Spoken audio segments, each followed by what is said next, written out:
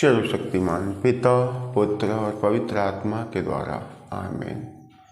क्रिस्त में मेरे प्यारे भाइयों और बहनों, प्रभु यीशु मसीह के मीठे और मधुर नाम में आप सभी लोगों को जय यीशु। आइए आज हम लोग आज के सुंदर दिन में प्रभु यीशु के पवित्र और जीवंत वचन पर मनन चिंतन करेंगे। प्रभु का वचन कहता है, जीवन की रोटी मैं हूँ, जो मुझे खाता उसे कभी भूख नहीं लगेगी। जीवन का पानी मैं हूँ, जो मुझे पी लेता उसे कभी प्यास नहीं लगेगी।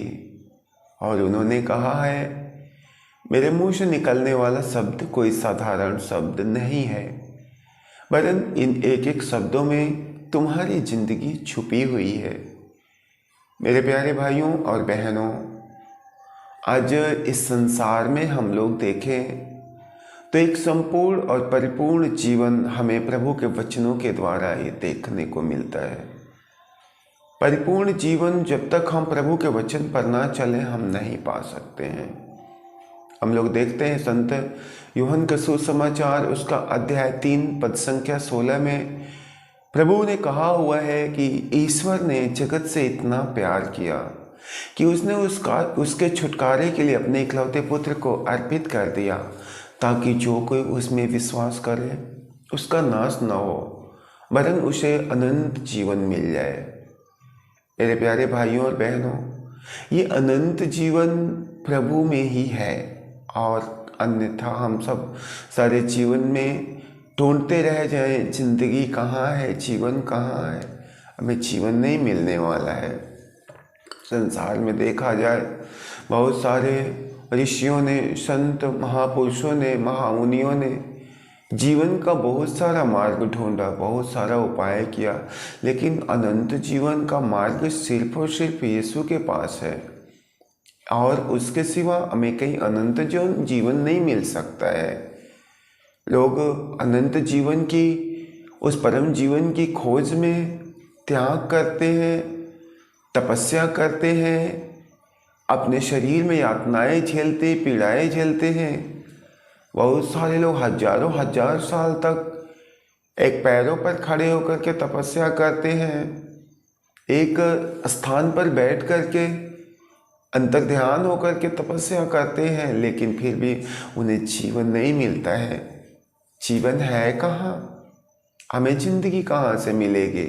यीशु मसीह ने कहा, मार्ग, सत्य और जीवन मैं हूँ, मुझसे होकर गए बिना कोई पिता के पास नहीं जाएगा। इसलिए आज हम उसी प्रभु के पवित्र वचन पर मनन चिंतन करेंगे, जिन्हीं के पास में जीवन है, जिनके पास में मार्ग है। हालेलुया, धन्यवाद प्रभु। आइए आज हम लोग प्रभु के वचन को देखते हैं।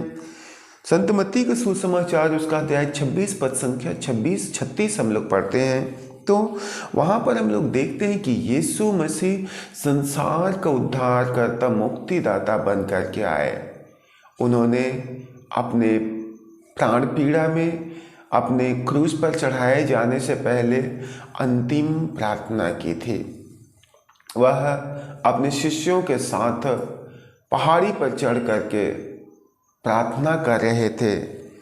मेरे प्यारे भाइयों और बहनों, जब वो प्रार्थना कर रहे थे, प्रार्थना करते करते उनका पसीना लहू की बूंद में बदल गया, उनका पसीना रक्त की बूंद में बदल गया और जमीन पर टपकता रहा।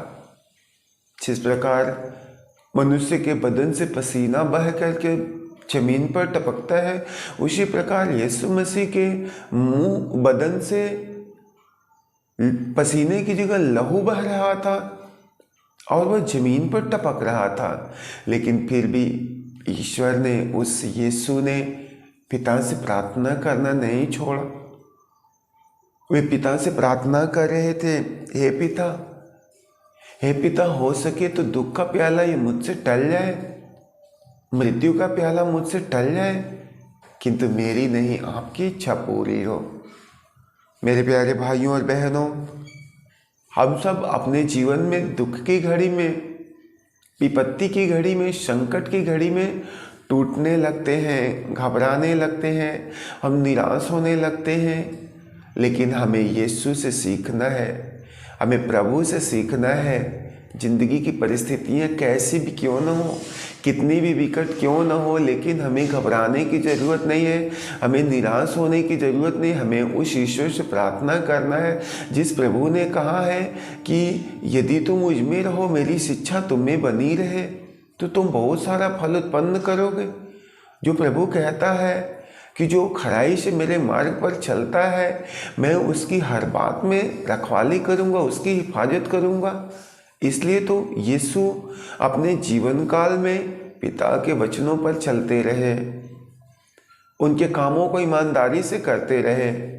नतीजा अंततः उन्हें क्रूस की मृत्यु के लिए तैयार होना पड़ा।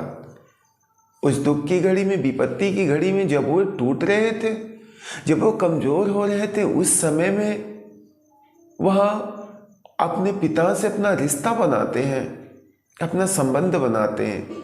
उनके पास में जाते हैं और कहते हैं, हे पिता, क्या यह दुख का प्याला मेरे पिए बिना नहीं टल सकता है?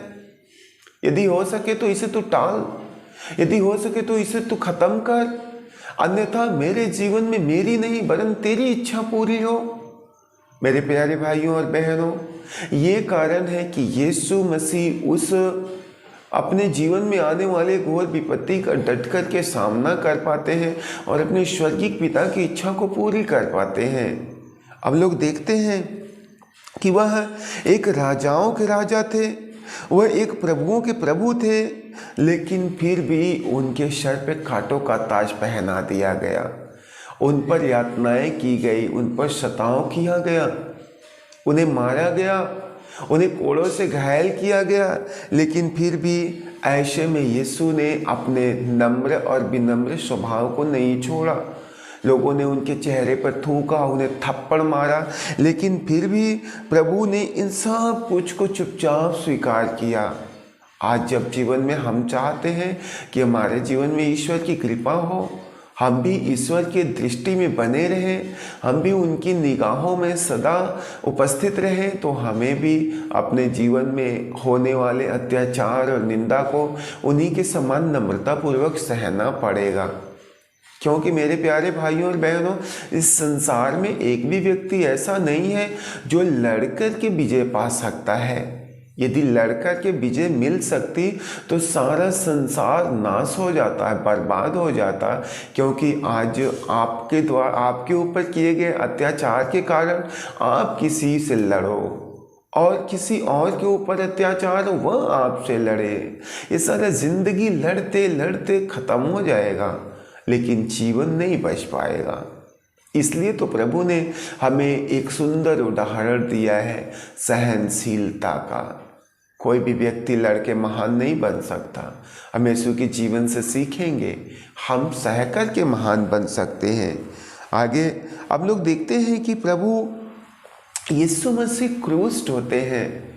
संत यूहन्ना का सुसमाचार उसका अध्याय 19 पद संख्या 16 और 17 में हम लोग देखते हैं कि यीशु सारे संसार के पापों को अपने देह में ले करके उसको क्रूस के रूप में ढोते हुए कलवारी पहाड़ी की ओर चल रहे हैं। मेरे प्यारे भाइयों और बहनों, ईश्वर के प्रेम का एक महान अवर्णनीय दृष्टांत है, दृश्य है। आज देखा जाए तो लोग अपने घर, अपने परिवार, अपने पति या पत्नी, अपने बच्चों, अपने पड़ोसी, अपने कुटुंबियों के पाप को भी अपने ऊपर लेना नहीं चाहते हैं। यदि कोई व्यक्ति गलत काम कर दे, किसी के द्वारा कुछ गलती हो जाए, तो लोग उससे ऐसे ही दूरी बना लेते हैं, उसे छोड़ देते हैं।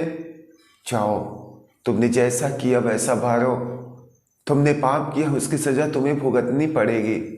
लेकिन मेरे प्यारे भाइयों और बहनों, ईश्वर का प्रेम महान है। उन्होंने अपने पवित्र वचन में कहा है कि मैं किसी पर दोष लगाने नहीं, मैं किसी पर दोष मरने नहीं, परंतु मैं उसके लिए उद्धार का प्रबंध करने के लिए आया हूँ, मैं उसके लिए न्याय का प्रबंध करने के लिए आया हूँ। इसलिए तो प्रभु ने संसार भर के लोगों के पाप को अपने देह में लेकर के लोगों के लिए उद्धार का प्रबंध किया।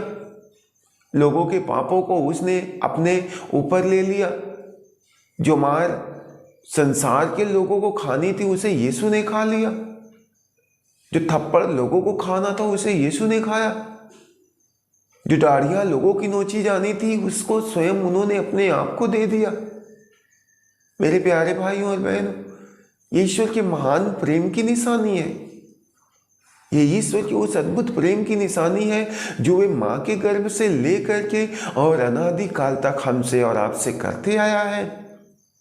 आप सोचते ना, सोचना, आप विचार करना, क्या मेरा प्रेम यीशु के प्रेम से तनिक भी मेल खाता है? क्या मैं यीशु के जैसा तनिक भी बन पाता हूँ? मेरे प्यारे भाइयों और बहनों, हम लोगों को ये जरूरी है कि हमें भी अपने ज़िंदगी में प्रतिदिन क्रूस उठाना है। ये क्रूस हमें गैरों का नहीं वरन अपना क्रूस उठा लेना है। हर व्यक्ति को अपना क्रूस उठाकर यीशु के पीछे चलना है। प्रभु का वचन कहता है, तुम में से यदि कोई मेरा अनुसरण करना चाहता है, तुम में से यदि कोई मेरे मार्ग पर चलना चाहता है, तो वह प्रतिदिन अपना क्रूस उठाए, मेरे पीछे हो ले। और मेरे भाइयों और बहनों, ये मार्ग जीवन का मार्ग है जो यीशु हमें दिखाना चाहते हैं। वे क्रूस हमारे पापों का क्रूस है जो यीशु हमसे उठवाना चाहते हैं। इसलिए जब हम जीवन में आगे बढ़ना चाहते हैं तो हमें अपने ज़िंदगी के पाप के क्रूस को उठाकर प्रभु के पीछे चलना है, क्योंकि बाइबल बतलाती, प्रभु का वचन कहता है, पाप जो शैतान है वह किसी को छोड़ता नहीं, किसी को बख्शता नहीं है। प्रभु ने कहा हुआ है कि पाप के दांत सिंह के दांत के जैसा तेज है जो हमारी आत्मा और शरीर दोनों का नाश करता है। इस संसार में यदि हम पाप करेंगे तो ये सत्य है, मृत्यु हमारे दरवाजे पर दस्तक देगी। वह शैतान हमें नरक की गहराई तक खींच के लेकर जाएगा। लेकिन यदि हम चाहते हैं कि उस पाप के, उस सांप के, उस शैतान के काटे हुए का मुझे इलाज मिले, मुझे चंगाई मिले, तो उसका एक और एकमात्र सिर्फ उपाय है पश्चाताप। पश्चाताप के सिवा इस संसार की न कोई वैक्सीन, न कोई दवा, न कोई ट्रीटमेंट, या मनुष्यों के सारे प्रयत्न फेल हैं जो हमें जीवन की ओर लेकर के जाए। एकमात्र पश्चाताप ही हमें ईश्वर के राज्य तक लेकर के जाता है। धर्म ग्रंथ बाइबल बतलाती है, प्रभु का वचन कहता है कि एक पश्चातापी पापी के लिए स्वर्ग में अधिक आनंद मनाया जाएगा। तो एक पश्चातापी बन करके हमें ईश्वर की ओर लौटने की ज़रूरत है। हम लोग देखते हैं प्रभु का वचन, प्रभु यीशु हम सब के लिए, सारे संसार के लिए वह क्रूस को ढोते हैं। क्रूस को ढोते हुए वह प्रभु कलवारी पहाड़ी पर चलते हैं। मेरे प्यारे भाइयों और बहनों, हमारी ज़िंदगी का क्रूस हमें ढोना अनिवार्य है। हमें भी बिना कलवारी पर गए हमें छुटकारा नहीं मिलेगा। हम चाहते हैं कोई शॉर्टकट हो, कोई छोटा मार्ग हो जिसके द्वारा हमें छुटकारा मिले, उद्धार मिले, आज़ादी मिले, तो कोई मार्ग नहीं, कोई विकल्प नहीं है। यीशु की ज़िंदगी से हम लोग सीख सकते हैं। यीशु स्वयं ईश्वर है, ईश्वर का बेटा है, और ईश्वर की बराबरी करने का उनको पूरा पूरा अधिकार है। लेकिन उन्होंने अपने आप को विनम्र बना लिया, दीनहीन और छोटा बना लिया। ये उनके जीवन की नम्रता और विनम्रता ही उन्हें पिता के काम करने में सहयोगी बनाता है। मेरे भाइयों और बहनों, जब हम नम्र और विनम्र बनते हैं, हम सहनशील बनते हैं, हम यीशु के द्वारा सीखते हैं कि एक ईश्वर का बेटा होने के बाद भी हमें कैसे दीनहीन रह कर के ज़िंदगी जीना है, हमें कैसे नम्र बन कर के जीना है। हो सकता है आप अपने घर के मुखिया हो सकता है आप अपने घर के मालिक हो, आप अपने परिवार के मालिक हो, आप सबकी देखभाल करते हो, सब कुछ आप चलाते हो, लेकिन फिर भी आपको दुख सहना पड़ेगा जैसा ईसा ने किया।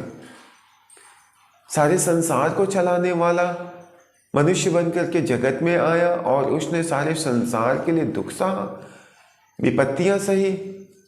आज हमें और आपको भी अपने इस मैं से नीचे उतरना है कि मैं घर को चलाता, मैं परिवार को चलाता, मेरी सैलरी इतनी, मेरी नौकरी इतनी, मैं सारा दिन काम करता हूँ, तुम कुछ भी नहीं करते और लोग कुछ भी नहीं करते। मेरे प्यारे भाई और बहनों, हमें अपने इस सोच से बाहर निकलना है। यदि हम यीशु के पीछे पीछे चलना चाहते हैं, उस जीवन की ओर आगे बढ़ना चाहते हैं, हमें नम्र और विनम्र बनना है।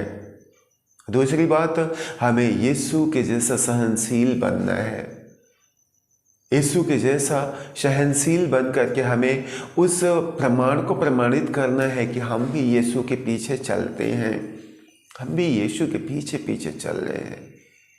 मेरे प्यारे भाइयों और बहनों, प्रभु के मार्ग में आनंद कम परंतु तकलीफ ज़्यादा है। लेकिन प्रभु का वचन कहता है,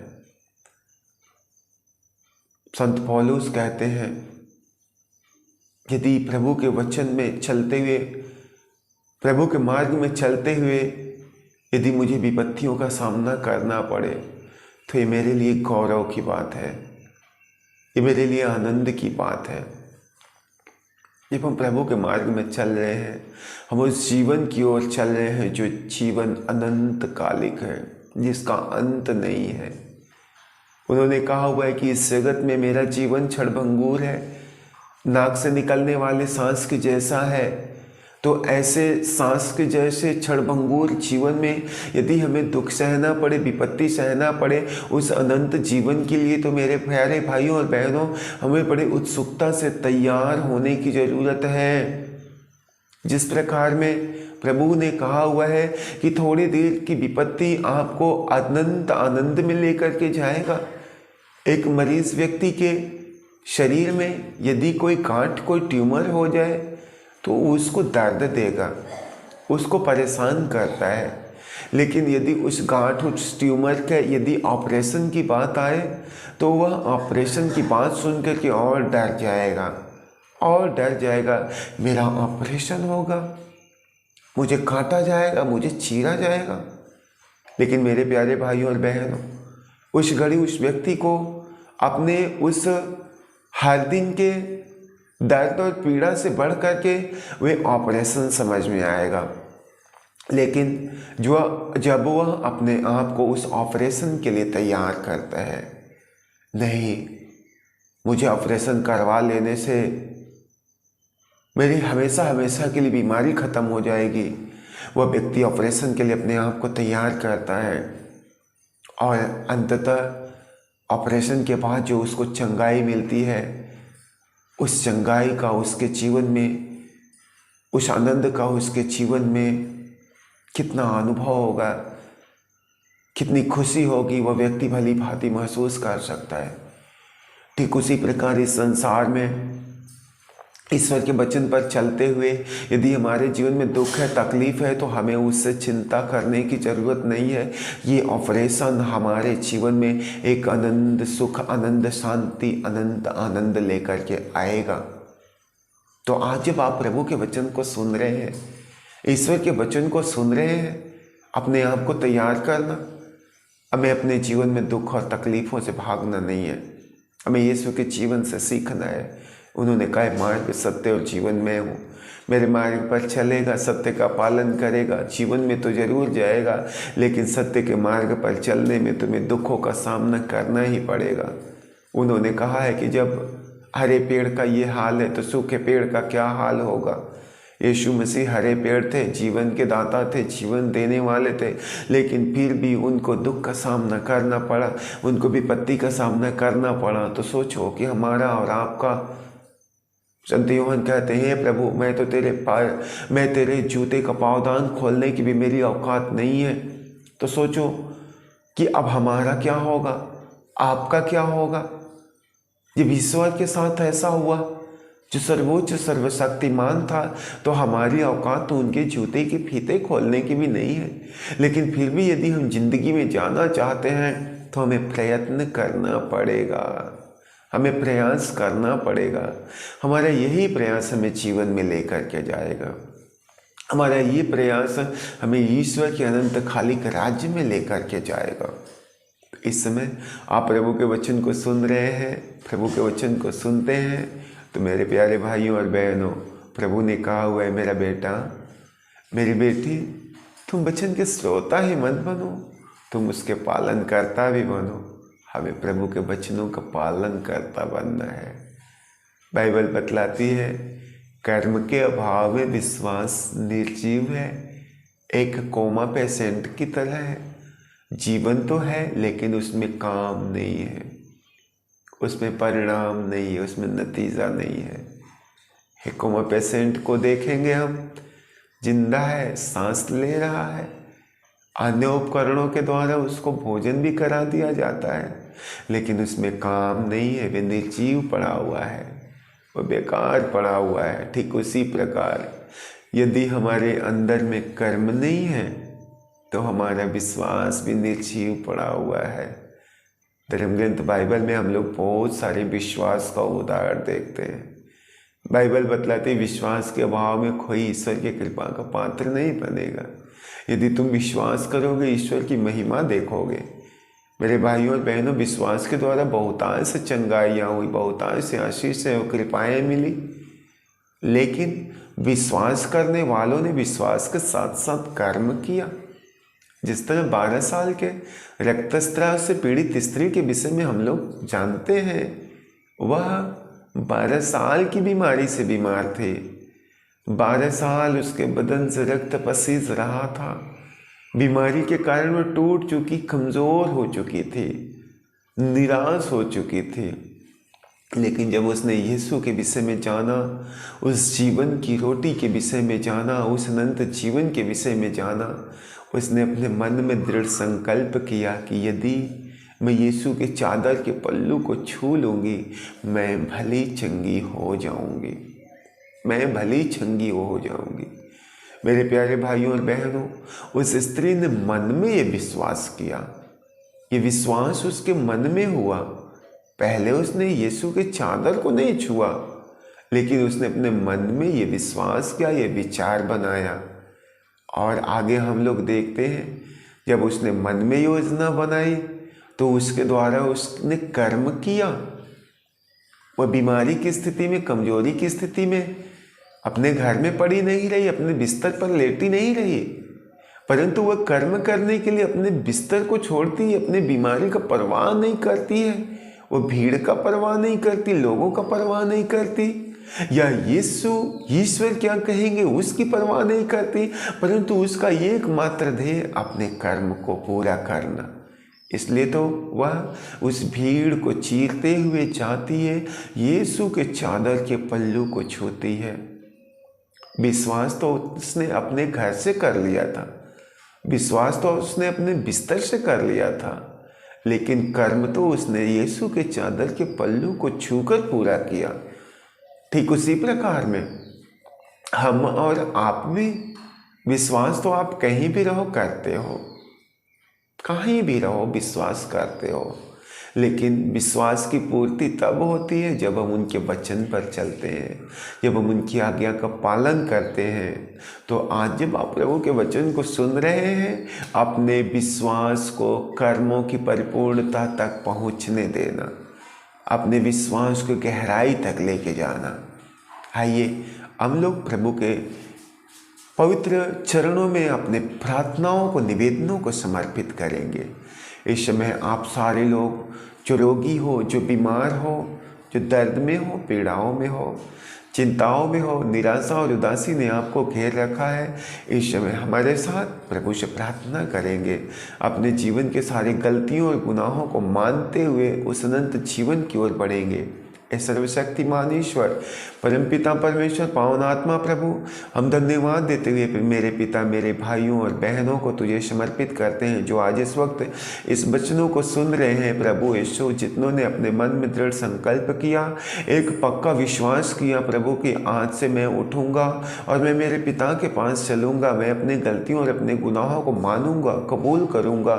हे प्रभु यीशु, ऐसे एक एक भाइयों और बहनों पर प्रभु तू अपना सामर्थी हाथ बढ़ा बढ़ाकर स्पर्श करना, क्योंकि तूने ही वादा किया है कि एक पश्चातापी पापी के लिए स्वर्ग में आनंद मनाया जाता है। इसलिए प्रभु आज संसार में हमारे जितने भी भाई बहन अपने जीवन की गलती और गुनाहों को मानते हुए तेरे पास में लौटते हैं प्रभु, जो नम्रता और विनम्रता पूर्वक तेरे वचन पर चलते हुए दुख और तकलीफों को, विपत्तियों को सहने के लिए तैयार है पिता, उन्हें एक पल के लिए भी आप मत छोड़ना। उनकी आंखों में एक भी आंसू व्यर्थ का मत आने देना प्रभु यीशु। उनके घुटने कभी शिथिल न होने पाए, उनका अंग कभी बेकार बेजान न होने पाए पिता, उन्हें कभी निराशा और उदासी की सामना न करना पड़े, परंतु हमारे एक एक भाई बहन तुझ में और तेरे वचन में आनंद मनाने पाए। हे प्रभु, आज जितने लोग रोगी और बीमार हैं, दर्द में, पीड़ाओं में छटपटा रहे हैं, करा रहे हैं, उन्हें एक एक लोगों को बल और सामर्थ्य प्रदान करना। हे ईश्वर, आप अपना पावन हाथ भेज करके, सामर्थी हाथ भेज करके उन्हें एक एक लोगों के दर्द और पीड़ाओं को छू देना प्रभु। आज जिसका काम रुका हुआ है, जो लोग कोर्ट और कचहरी में फंसे हुए हैं प्रभु यीशु, जो कार्य करते करते व्यक्ति बड़े दिनों से थक और हार गया है, नहीं हो पा रहा है, आज उनके कामों को तू पूरा करना पिता। जिन रिश्तों को शैतान ने बिगाड़ रखा है, उन रिश्तों को तू बनाना प्रभु यीशु। जहाँ पर परमेश्वर मतभेद है, लड़ाई झगड़े, बदले की भावना है, उन एक एक जगहों पर तेरी प्रेम, तेरी दया नदी के समान उमड़ती रहे, हवा के समान बहती रहे प्रभु। हम आपसे प्रार्थना करते हैं पिता कि जिस प्रकार आपने सारी रात इस समय तक एक एक लोगों को संभाला प्रभु, सुरक्षित रखा, उसी तरह मनुष्य के जीवन में जब तक तेरी इच्छा, तेरी मर्जी न पूरी हो जाए, आप सबकी रखवाली करना। एक एक लोगों को अपने पंखों के नीचे, अपने हथेलियों के नीचे छुपाकर सुरक्षित रखना। हम यही प्रार्थना करते हैं पिता, पुत्र और पवित्र आत्मा के नाम में मांगते हैं। सारे लोगों को जय यीशु।